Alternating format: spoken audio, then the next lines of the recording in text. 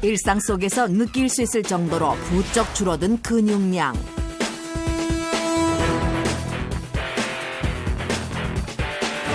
근육 불균형으로 각종 질환에 노출될 위기에 다발성 골절상을 입는 경우는 근육량의 문제나 근육 자체에 질적인 문제가 있을 가능성이 굉장히 커요. 네, 일단 근육의 양이 줄었다. 그러면 운동신경이 굉장히 떨어지게 되니까 잘 넘어지게 되고 민첩성이 떨어질 수밖에 없죠. 그렇죠. 또 충격을 받았을 때 근육의 두께가 얇아지게 되니까 그 완충작용을 못해서 더 큰 손상을 받게 되고요. 결정적으로는 이 근육의 질에 문제가 생기면 균형 감각이 떨어지게 돼요. 그러니까 훨씬 더 잘 넘어질 수가 있는 거죠. 사실은 우리가 이미 알고 있는 많은 질병이 이 근육 감소와 굉장히 연관이 깊거든요. 대표적인 게 요실금이에요. 요실금이요? 게다가 이것뿐만이 아니고 이제 최근에는 근육이 하는 역할 중에 특히나 하체 근육 같은 경우는 이게 인슐린 민감성이랑도 연관이 있어요. 얘네들이 근육이 부족하면 인슐린 저항성이 더 많이 생긴다는 경향도 있고 그러면 내 몸에 염증이 많아지겠죠. 그런 염증이 뇌에도 생길 확률이 높아지잖아요. 인지기능 저하나 치매 이런 것과도 연관이 있다는 연구들이 속속 나오고 있죠. 근육과 또 치매가 연관이 있다는 것도 쉽게 생각할 수 없었는데 그러면 지금부터라도 부지런히 근육을 키우면 이게 예방이 될까요? 이 근육이라는 게 언제부터 빠지기 시작을 하냐면 30대부터. 30대 동안 원래 내가 가지고 있던 근육의 3%에서 5%가 빠지고요.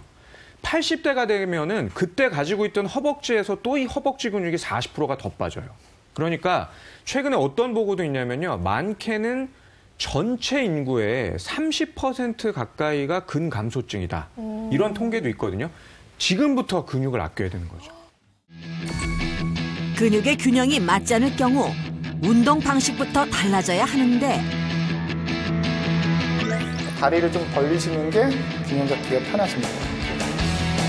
근육이 약한 쪽에 발을 앞으로 내민 뒤 무릎을 구부렸다 펴는 식으로 여러 번 자극을 가한다. 근데 시청자 여러분들도 꼭 아셨으면 좋겠어요. 무조건 양쪽 운동만 하면 좋은 게 아니라는 거를. 그렇죠. 그죠? 힘드시죠? 그 다리를 조금 벌려주셔야 돼요, 조금 더. 그렇죠. 네. 그래야 힘이 들어갑니다. 네. 지금도 올라갈 때 빠르게. 네. 그래서 이렇게 한쪽의 약한 부분을 단련시켜야지 근육의 밸런스가 맞아지시니까 이쪽으로 운동을 많이 하셔야 돼요. 근육이 필요한 쪽의 동작을 더 여러 번 해서 근육의 균형을 맞추는 게 포인트. 골반까지도 아픈 거. 네. 근데 예. 처음에 했던 것보다는 네. 그래도 몇 번 했다고 네. 좀 나아지신 많이 것 같아요. 하니까 좀 나아지는 네. 것 같아요. 김용임 씨를 위한 두 번째 솔루션, 운동의 속도를 더하라. 발 뒤꿈치를 들어서 하는 건데 어깨 너비보다 조금 좁게 하신 다음에 벽을 대고 발끝으로 올려주시면 되는데 이때 중요한 게 올릴 때는 빠르게 하셔야 돼요. 올릴 때 빠르게 하고 내릴 때 천천히. 올릴 때 올라가면 빠르게 빠르게? 하고 내릴 때 천천히. 그렇죠. 네, 올릴 때 빠르게 내릴 때 천천히.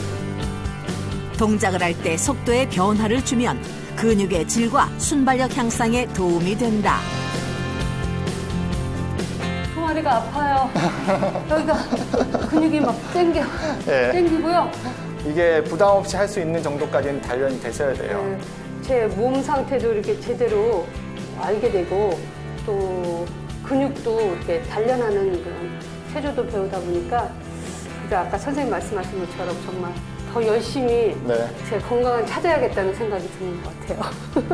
이게 어느 한쪽에 문제가 생기면서 비대칭이 되게 되면 균형을 잡을 수가 없게 되는 거예요. 그러면 자꾸 근골격계가 비틀어지게 되겠죠. 네. 골반이 벌어질 수도 있고요. 이걸 또 맞추기 위해서 O자다리가 될 수도 있는 거고. 그러면 또 관절에 닿는 부위가 계속 불균형이 되니까 퇴행성 관절염 같은 염증성 질환도 훨씬 더 심해질 수가 있는 거예요.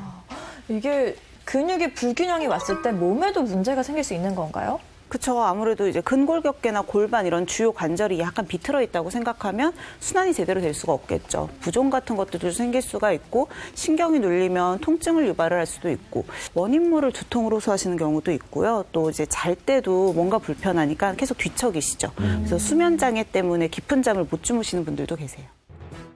안녕하세요. 네, 안녕하세요. 아유, 반갑습니다. 반갑습니다. 오늘의 솔루션을 이끌어줄 김선영 요리연구가 재료를 보니까 네. 봄철에 아주 많이 나오고 봄철에 꼭 먹어야 될 그런 재료들만 있는데요. 네, 제가 오늘 준비한 게 바로 주꾸미예요. 주꾸미. 예.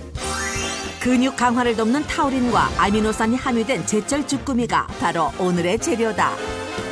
오늘 이렇게 주꾸미와 두릅을 이용해서 네. 주꾸미 두릅 볶음을 만들어 볼게요. 이렇게 보시면 이쪽에 사실은 이렇게 보면요. 얘가 암놈인지 순놈인지 구별이 돼요. 어떻게 구별이 돼요? 여기가 지금 투명하죠? 예, 투명. 투명하면 이게 암놈이에요. 아, 그러면. 재료를 손질한 후에는 먼저 끓는 물에 두릅을 데치는데 주꾸미도 같은 과정을 거친다. 사실은 저는 고추장 양념에는 주꾸미를 데치진 않아요. 고춧가루가 수분을 흡수하기 때문에. 근데 오늘은 양념이 간장이에요. 예. 주꾸미까지 또 수분이 나오면 안 되니까 요거 그냥 넣었다가 바로 빼는 형식으로 이렇게. 이렇게. 그리고 또 살짝 해야지만 덜 질겨지죠. 그쵸, 이렇게. 맛도 풍부하고 영양도 풍부해서 이 계절에 꼭 진짜 주꾸미 안 드시면은 봄에 주꾸미 안 드시면 서운하죠. 서운하죠. 네, 엄청 서운하죠. 맞아요. 주꾸미와 두릅을 데친 후엔 함께 볶아줄 간장 양념을 기호에 맞게 준비한다.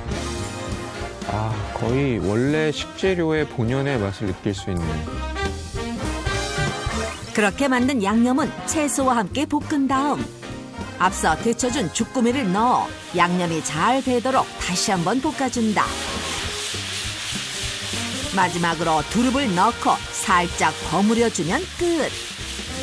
맛있겠다. 저 해 먹어봐야겠다. 이렇게 봄 향기를 가득 머금은 건강한 한 끼가 완성됐다.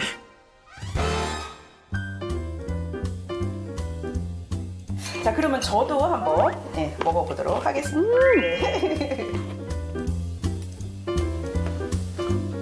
특히 간장 양념으로 했기 때문에 맵지도 않고 그다음에 약간 달달한 맛도 느껴지고 있거든요. 어린아이들 간식으로 좋을 것 같아요. 이 계절에 맛과 영양 챙겨서 꼭 드시기 바랍니다. 네, 여러분 적극 추천합니다. 네. 이 봄에 꼭 해 드시기 바랍니다.